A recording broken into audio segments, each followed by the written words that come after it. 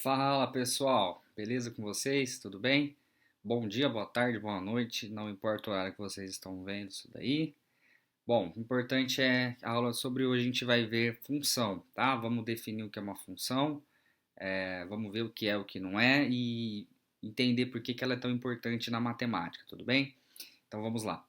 Pessoal, então, para a gente definir aqui uma função, a gente pode falar, dados dois conjuntos A e B, temos uma função de A em B, se para todo elemento de A possuir um único correspondente em B. Isso quer dizer o quê? Tá? Vamos analisar essa frase. Todo elemento de A deve ter um único correspondente em B. Então, quando ele fala todo elemento de A, se subentende então que todos os números do conjunto, todo mundo que está participando do conjunto de A tem que ter um correspondente em B.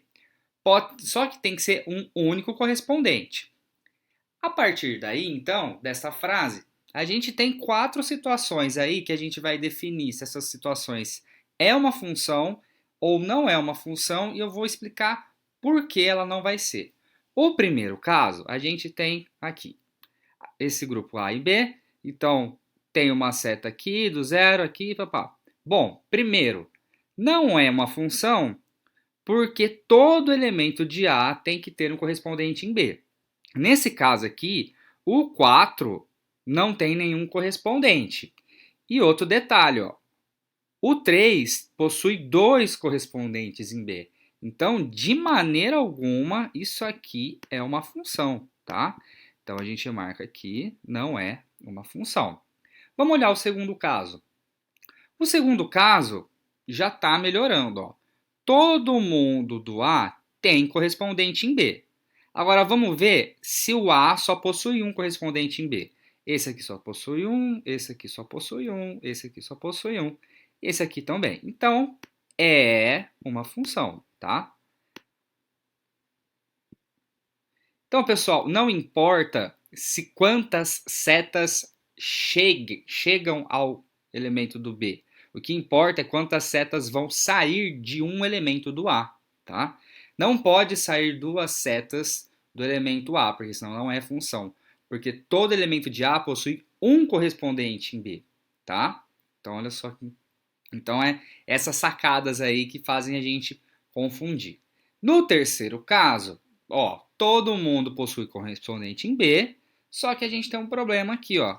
No caso, o 2, ele possui dois correspondentes, tá? Então, por isso, a gente não classifica como uma função. Então, não é função por causa disso, porque então esse elemento de A possui dois correspondentes em B, então não é uma função, tudo bem? E o último caso, eu tenho os dois elementos de A possuem cada um correspondente em B, então é sim uma função, beleza? Bom, mas aí você fala assim, pô, professor, mas quando eu vejo função, a gente usa gráfico e tem aquelas contas, aquelas formas, calma que a gente vai chegar lá. Então esse é o princípio básico da função.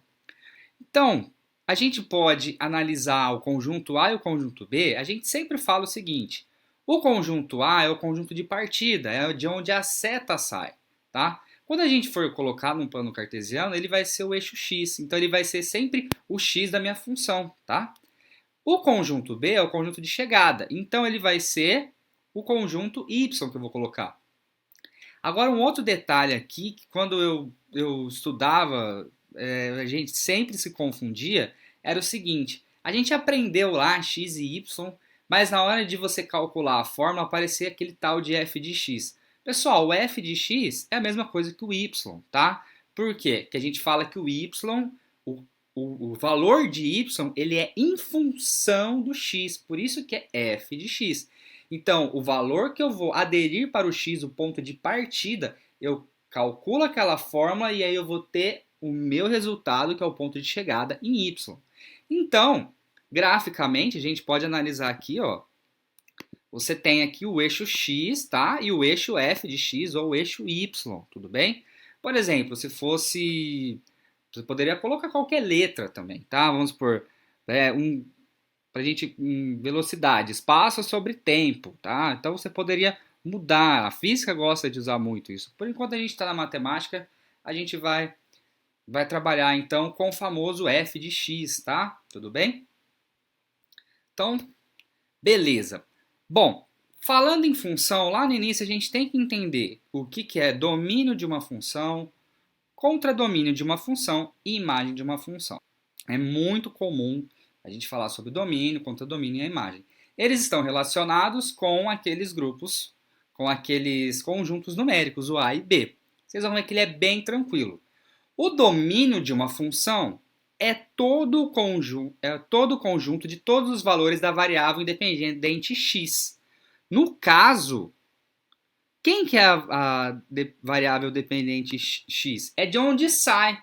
Então, geralmente é o conjunto A, tá? Geralmente. Então, o domínio é todo aquele conjunto A, é de onde está saindo. De onde a seta está saindo é o domínio. E o contradomínio? Bom, se o domínio é de onde está saindo, o contradomínio é de onde? Aonde está chegando. Contradomínio, então, é o conjunto de todos os valores da variável dependente y, tá? Então, se você tem lá aquele conjunto, o domínio é de quem está saindo, o contradomínio é quem está chegando. E a imagem de uma função? A imagem ela é um subconjunto. Lembra o que é um subconjunto? Eu tenho um conjunto e dentro de um conjunto eu posso ter vários subconjuntos. Então seria um pedaço daquele conjunto. Então a imagem é o subconjunto do contradomínio cujos elementos y têm correspondente x no domínio. Então a gente fala aqui que a imagem ela está contida no meu contradomínio. Então ela está contida no grupo B, tá? No conjunto B, perdão. Vou mostrar para vocês aqui. Vou fazer um exemplo. Vamos pensar que a gente tem um conjunto A, um conjunto B, tá? E esse conjunto A eu vou ter 0, 1 e 2. No conjunto B a gente vai ter 1, 2 e 3, tudo bem? E aí, sai do 0 vai para o 1, sai do 1 e vai para o 2, e sai do 2 e vai para o 2 aqui. Bom, a gente já sabe que é uma função, porque todos os elementos em A têm apenas um correspondente em B, tudo bem? Então, quem seria o domínio desta função? É todo mundo que está saindo, então é todo o conjunto A. Então, o domínio é 0, 1 e 2, tudo bem?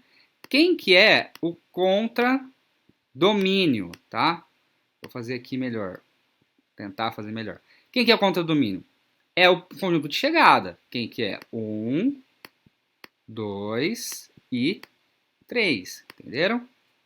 Então, ó, domínio, o cara que sai, contradomínio, as possibilidades que eu tenho de chegada e qual que é a imagem, pessoal?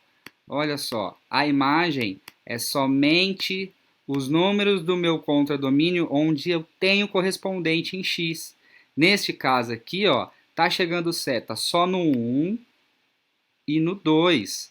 Então a imagem dessa função é apenas 1 e 2. Entenderam?